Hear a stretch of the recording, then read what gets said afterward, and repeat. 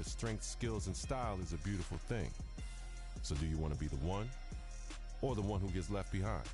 You have the ability to dominate on both ends of the court. It's all in your hands now. But remember this, the path to being the greatest, being the one, does not stop at the NBA. The game continues in the playgrounds, the schools, and the local gyms. This is where every real player developed their love for the game, where they paid their dues, earned their reps, and rode their own wave. From pickup games at the Rucker, to Pro-Am games at the Drew, to the bright lights of the NBA. The paths to greatness are limitless. And trust me, this game ain't the same. Are you ready to be the one?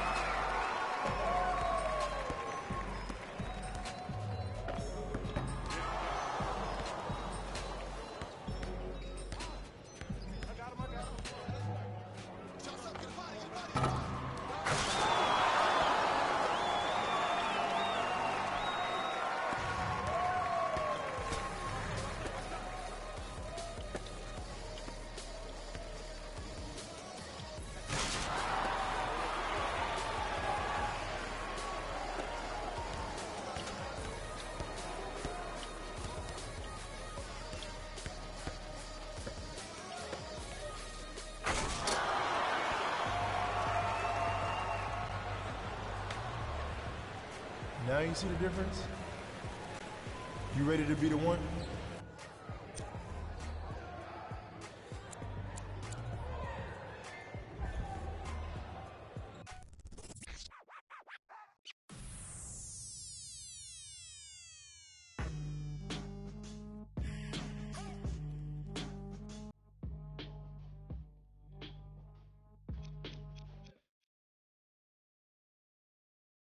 The New York Knicks.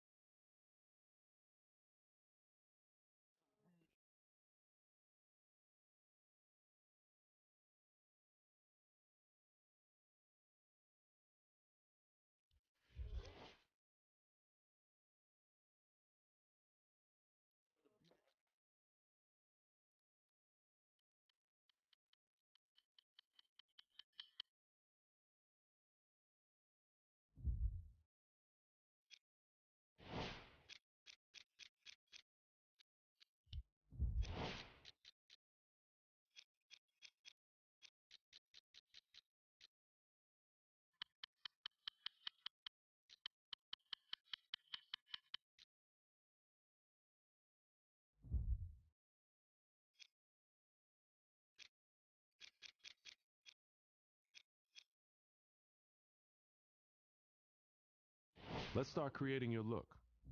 If you haven't already, let's complete your player info. Your background sets the stage for who you are, both on and off the court.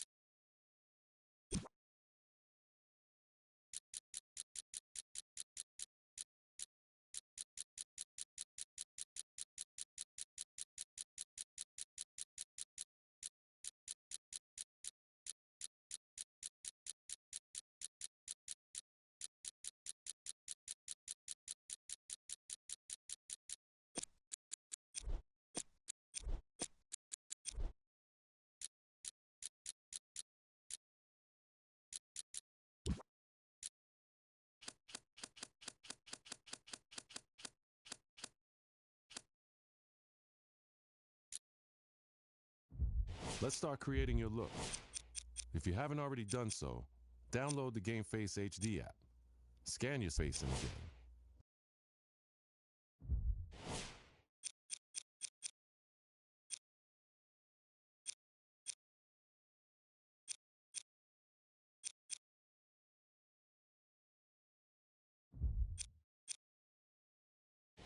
Your hairstyle says a lot about your look. Let's choose yours.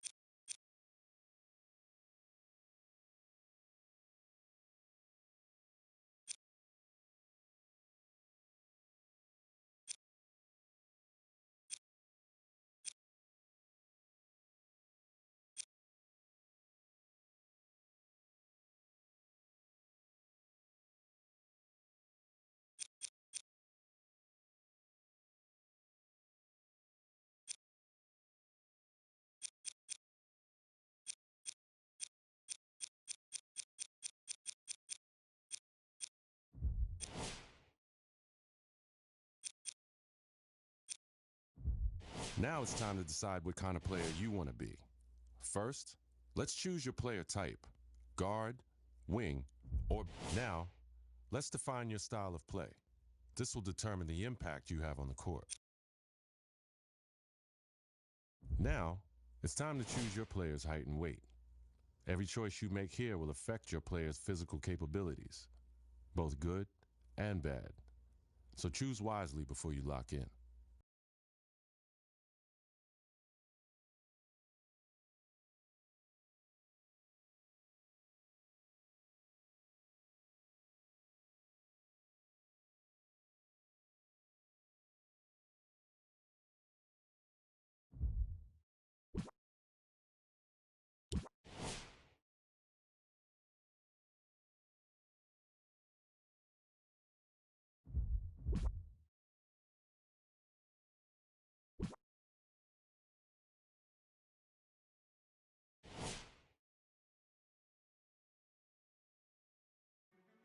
Like millions of other kids, you dreamed of one day being in the NBA. You wanted to be a star, and someday to rise above and become the greatest to ever play. You dreamed of being the one. But the road to stardom is never easy.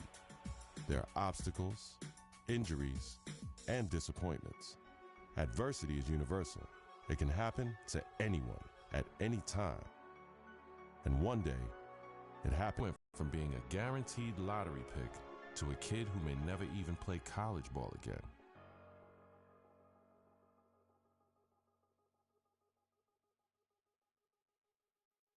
Now, look, it's always bad to hear about injuries, especially to college kids, of course. Yeah. But Stephen A. Smith, this one is particularly disheartening because we are 2 weeks into the season and one of the top NBA prospects in the country goes down potentially with a season-ending injury, a knee injury. That's a killer. I couldn't agree more. When I heard he was carried off the floor today, all you can do is find yourself hoping that he'll make it back. That's the bottom line. But my heart goes out to him because I didn't expect this. This is a devastating injury. It's never good to have something like this happen to you. The team doctor broke the news: torn ACL, sprained MCL, and a torn meniscus. Surgery was scheduled, but your game will likely never be the same. At the 2016 NBA draft, your name is still mentioned, not as a prospect, but as a cautionary tale.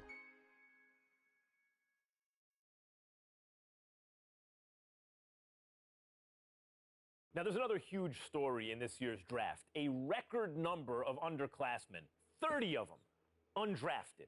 And I hope, anyway, that this is a lesson. This serves as an example to college players. I'm not talking about the ones who are genuinely one and dones, the guys you know are going to be lottery picks. I mean the rest of them. They're not sure shots. You're not sure they're going to be lottery picks.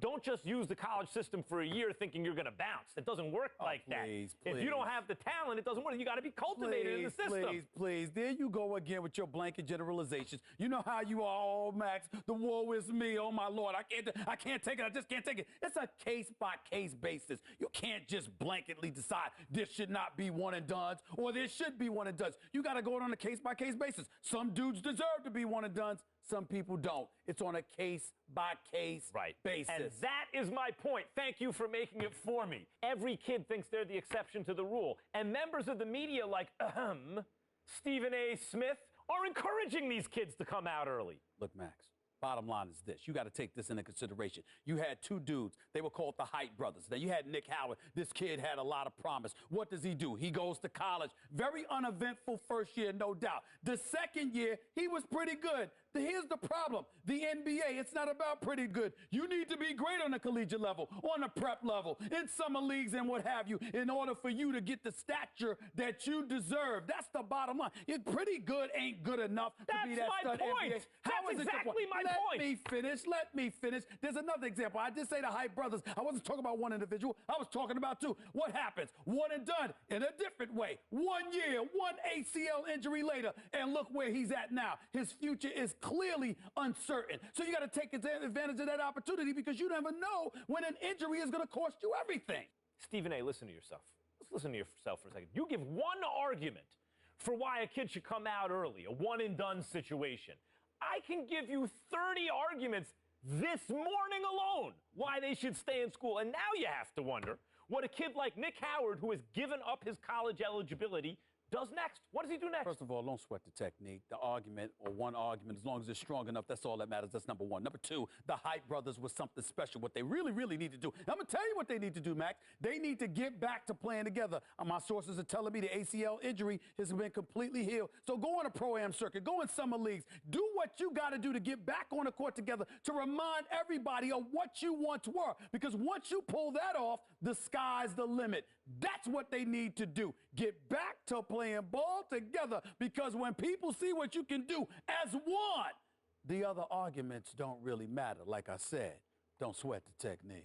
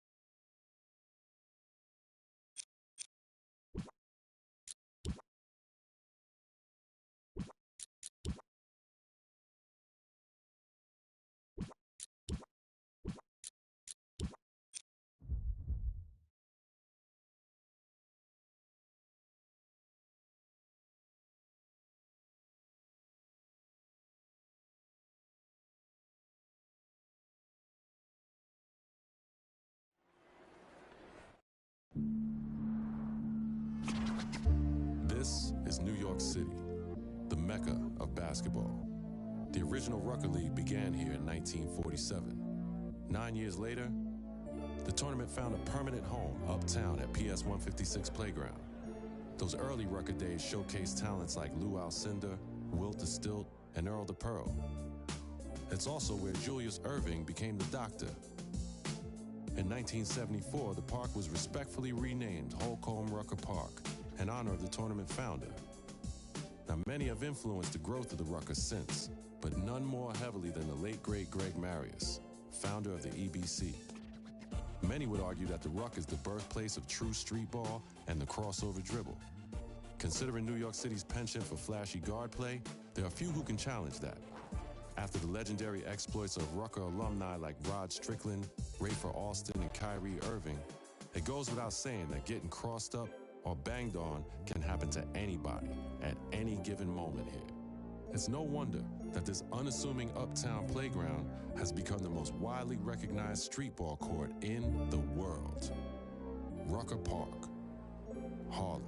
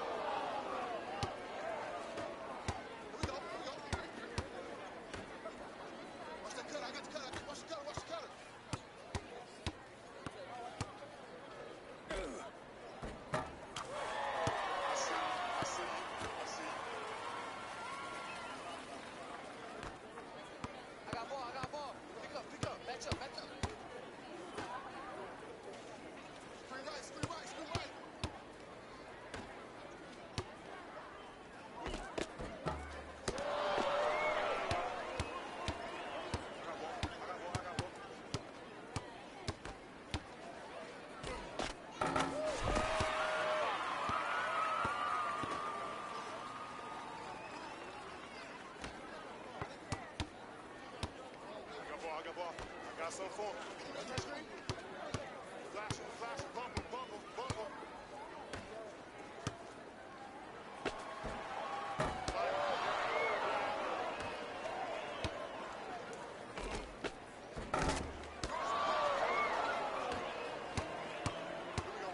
I got him. Tip. Off him.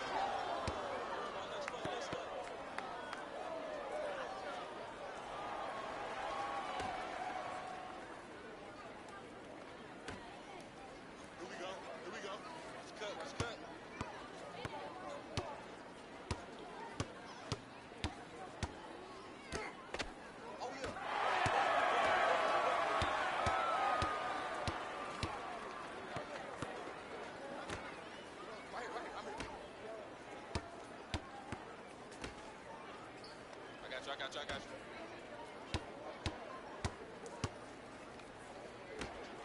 What's that cutter? What's the cut? Switch. Side up.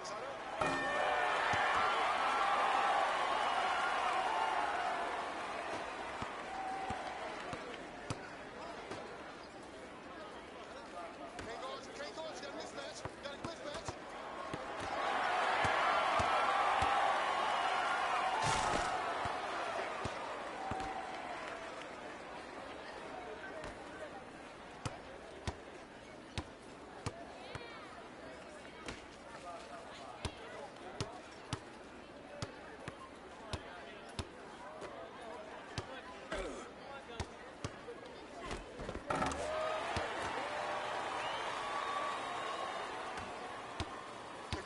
Pick up.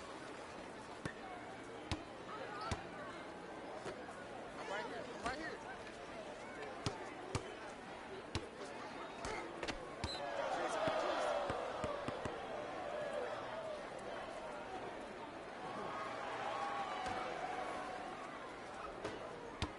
My ball. Shot.